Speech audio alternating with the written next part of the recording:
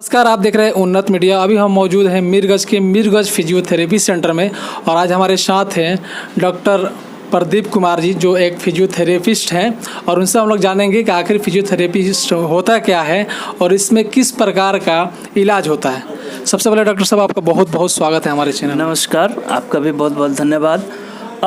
आज विश्व फिजियोथेरेपी दिवस के अवसर पे हम लोग एक निःशुल्क फिजियोथेरेपी कैंप का आयोजन किए हैं, जिसमें हम लोग विशेष करके आज का हम लोग का मोटो है कि फिजियोथेरेपी होता क्या है, उसके लिए एक विशेष जागरूकता अभियान का आयोजन हम लोग किए हैं, जिसमें मरीजों को ये बताने की सबसे ज़्यादा ज़रूरत है कि किन किन बीमारियों में फिजियोथेरेपी की क्या अहम भूमिका है। और जानकारी के अभाव में बहुत सारे लोग ऐसे हैं जो इस चीज़ से वंचित हो जाते हैं और बहुत ज़्यादा परेशान होते हैं और सही उपचार नहीं हो पाता है। आज हम बात करेंगे कि बहुत ऐसा केसेस है, जैसे पेन से रिलेटेड। अब किसी को शोल्डर पेन हो गया, तो शोल्डर पेन में बेसिकली पेरियर्थराइटिस या फ्रोजन शोल्डर होता है, जिसमें पेशेंट को हाथ उठाने में समस्या होती है, हाथ में बहुत ज़्यादा दर्द रहता है। उस कंडीशन में मेडिकेशन जो है, दवाई से बहुत हद तक उसको ठीक नहीं किया जा सकता, जबकि फिजियोथेरेपी के माध्यम से एक्सरसाइज करा के और कुछ इलेक्ट्रॉनिक इक्विपमेंट्स है फिजियोथेरेपी में, जिससे एक उचित उपचार किया जा सकता है, जो सही समय पे अगर शुरू कर दिया जाए तो बहुत जल्दी पेशेंट को अच्छा रिकवरी मिलता है और ये लगभग हमेशा के लिए ठीक करता है।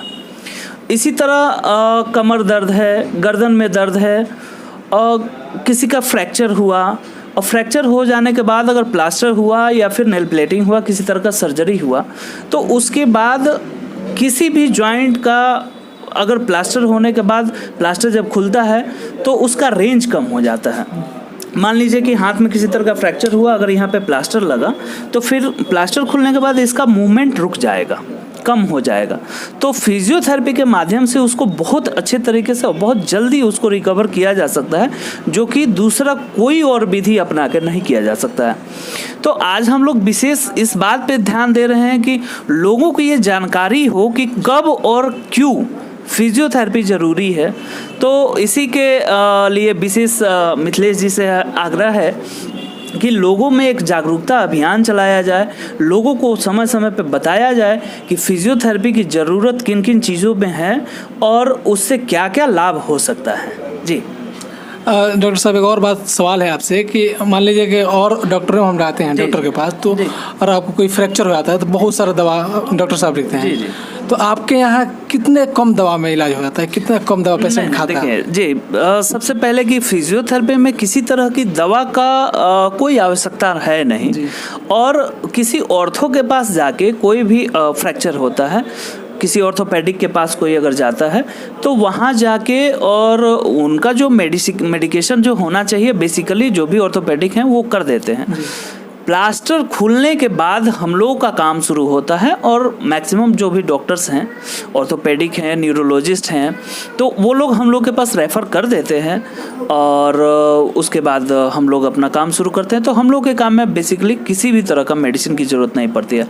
इवन किसी को स्ट्रोक हुआ, पैरालिसिस हुआ, तो पैरालिसिस में जो कॉमन भाषा में उसको लकवा बोलते हैं, तो लकवा में प्राइमरी ट्रीटमेंट के बाद तुरंत से अगर फिजियोथेरेपी स्टार्ट कर दिया जाए तो विद इन अ मंथ एक पेशेंट को पूर्ण रूप से स्वस्थ किया जा सकता है। पता ही नहीं चलेगा कि इसको कभी लकवा हुआ था।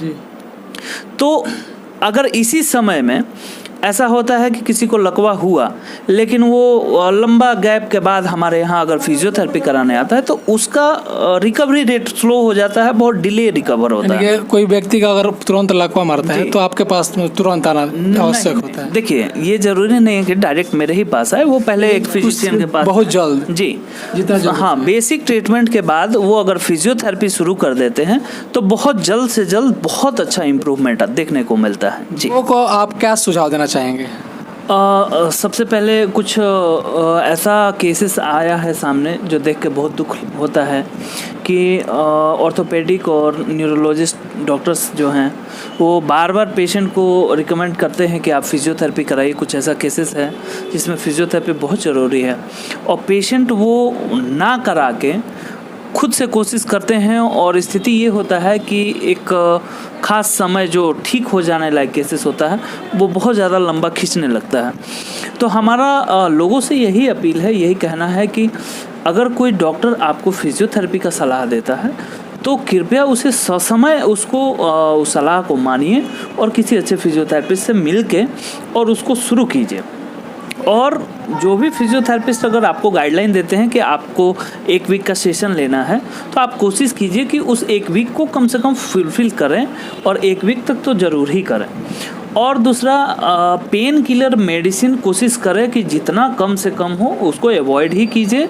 और लगातार हम लोग जागरूकता अभियान चला रहे हैं ताकि लोगों में फिजियो के प्रति अवेयरनेस बढ़े और इससे हम लोग जो भी क्रोनिक पेन है, पुराना से पुराना जो दर्द है, उसको किसी दवाई, ऑपरेशन और बिना सुई के उसको ठीक किया जा सके फिजियोथेरेपी और एक्सरसाइज के माध्यम से। यहाँ पे बहुत सारे पेशेंट आए हुए हैं, हम जानेंगे उनसे रिव्यू कि किस प्रकार के उनको इलाज यहाँ पे होता है, डॉक्टर का मतलब कि व्यवहार होता है, यहाँ के स्टाफ का क्या व्यवहार होता है। हम लोग यहाँ पे जितने पेशेंट आए हुए हैं उनसे कुछ रिव्यू लेते हैं। पड़ेगा आपको। कमलेश कुमार गुप्ता।